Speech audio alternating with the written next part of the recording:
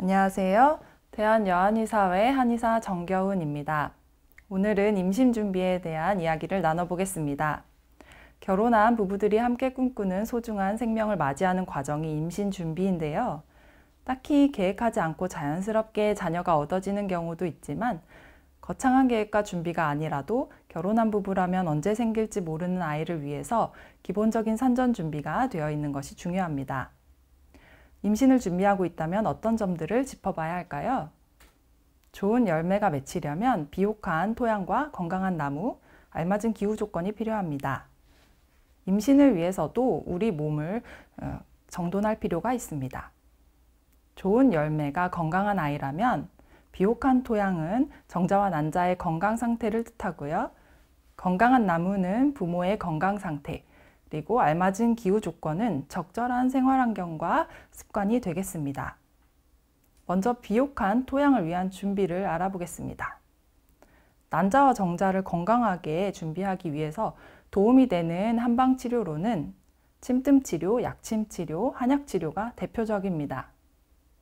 먼저 침뜸치료는 생식기 부위의 혈자리 및 관련 경혈점을 타겟으로 하여 자궁의 혈류순환 개선, 난소와 정소의 기능 활성화에 도움을 줄 수 있습니다.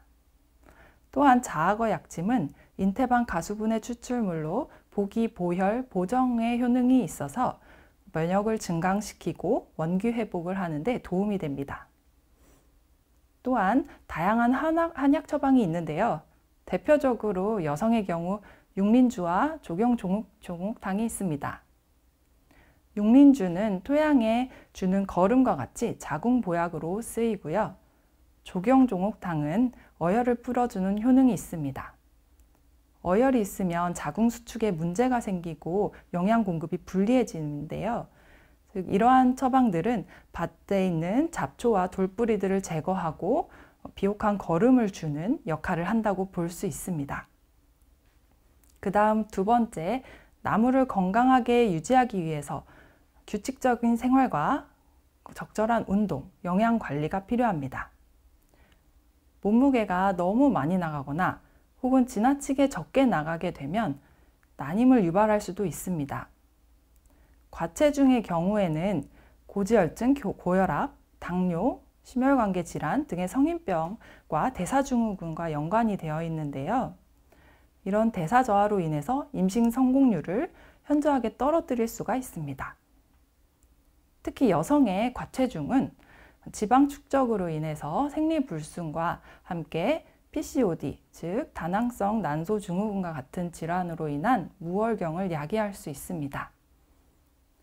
또한 남성의 과체중 역시 성인병과 연관이 되어서 혈류를 저하시켜서 정자 운동성을 떨어뜨리게 됩니다. 혈압과 당뇨 같은 성인병의 경우에는 대사가 저하돼서 정자와 난자 상태에 큰 영향을 줄 뿐만 아니라 착상 후에도 태아의 영양 공급을 불리하게 하고 임신성 고혈압 그리고 임신 중독증 등의 위험이 높아지므로 한약 치료를 통해서 미리 체중 조절을 하고 관리를 하는 것이 꼭 필요합니다. 저체중의 경우에는 기력 저하가 생기는데요.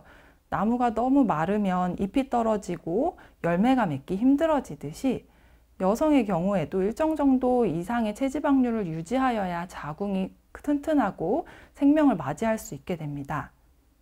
과도한 다이어트를 해서 체지방률이 15% 이하로 떨어지게 되면 가임력이 낮아져서 난임의 원인이 될 수가 있습니다. 또한 기존에 갖고 있던 질병들, 기저질환을 미리미리 치료하거나 대비를 하는 것이 매우 중요합니다. 임신 중에 질병이 악화되는 경우에는 치료가 어려워질 수가 있기 때문에 특히 치주질환과 같은 치과치료라던가 위장장애, 피부질환, 면역 저하의 문제들을 갖고 계시다면 미리 적절한 치료를 통해서 대비를 하셔야 합니다. 그 다음 세 번째인데요. 알맞은 기후 조건, 즉 환경 요인을 체크해야 합니다. 기초체온 높이기, 음식 관리, 스트레스 관리 이 세 가지를 기억해 주세요. 먼저 기초체온 높이기입니다. 배란 직후에는 기초체온이 올라가면서 착상을 준비하게 됩니다. 예부터 여자 몸을 따뜻하게 보호해야 한다는 말이 있지요. 찬 음료나 차가운 음식, 이런 것들을 즐겨 먹거나 평소 짧은 미니스커트를 입고 꽉 끼는 바지를 즐겨 입게 되면은 하체 순환 분리를 가져와서 냉하게 되니까 이런 것들은 꼭 조심해야 합니다.